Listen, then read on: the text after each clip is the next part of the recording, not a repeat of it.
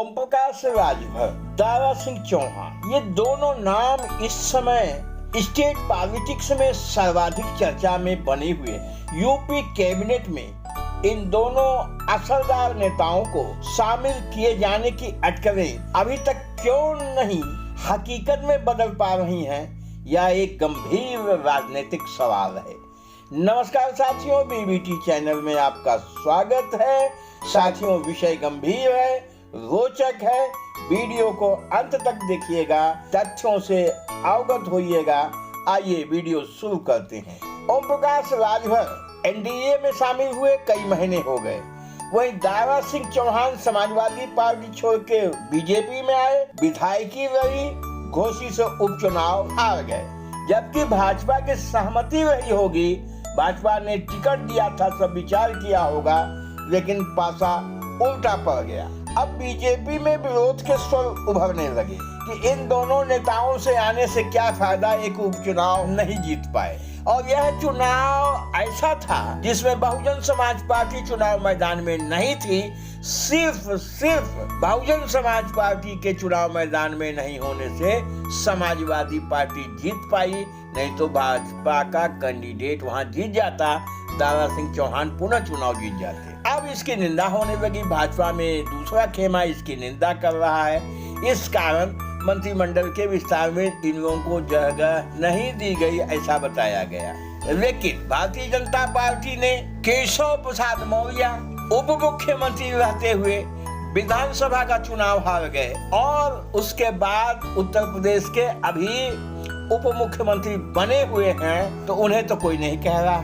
इस विषय में एक बात विचार किया जा सकता है कि बीजेपी हाईकमान के चाहने के बाद भी ओम प्रकाश राजभर और दारा सिंह चौहान को अब तक मंत्रिमंडल में शपथ क्यों नहीं दिलाएगी। बहुत चर्चा थी, नवरात्र में हो जाएगा, बीच में चर्चाएं आई, और 10 नवंबर की तो ऐसी डेट थी कि सारी परिस्थितियां भी बता रही थी कि शपथ हो जाएगी, लेकिन नहीं हो पाया।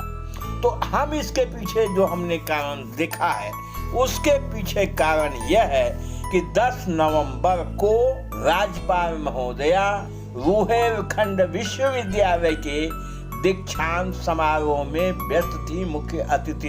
वहीं दूसरी तरफ उत्तर प्रदेश के माननीय मुख्यमंत्री योगी आदित्यनाथ जी मध्य प्रदेश, छत्तीसगढ़ के चुनाव में बहुत व्यस्त रहे, और 9 तारीख को अयोध्या में कैबिनेट की बैठक किया उन्होंने, और साथ 11 तारीख को अयोध्या में बहुप्रचारित दीपोत्सव हो रहा है। इस दीपोत्सव को ऐतिहासिक बनाने के लिए मुख्यमंत्री पिछले 7 वर्षों से व्यक्तिगत रुचि लेते रहे हैं। एक तरह से कहा जाए तो यह उनका ही कार्यक्रम होता है, और इस दीपोत्सव में उत्तर प्रदेश के सभी मंत्री आज सम्मिलित हैं। इतनी झंझट थी, यह जो सप्ताह था बहुत व्यस्त था। इन्हीं सब कारणों की वजह से मंत्रिमंडल का विस्तार कुछ दिनों के लिए टाला गया है। उत्तर प्रदेश की बीजेपी केंद्र के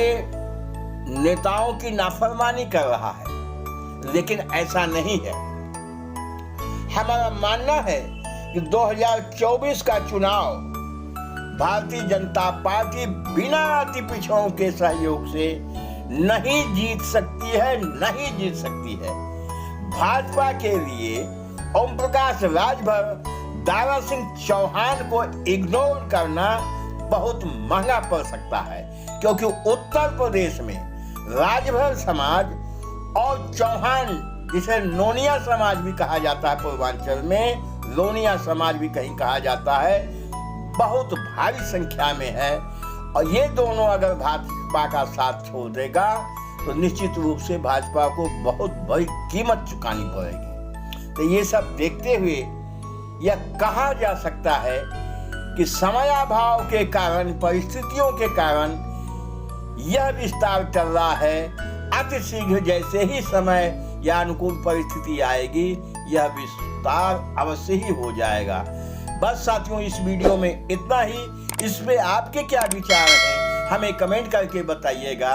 हमारे चैनल पे मेहमान हैं, पहली बार आए हैं, सब्सक्राइब अवश्य कर लीजिएगा, थैंक यू वेरी मच।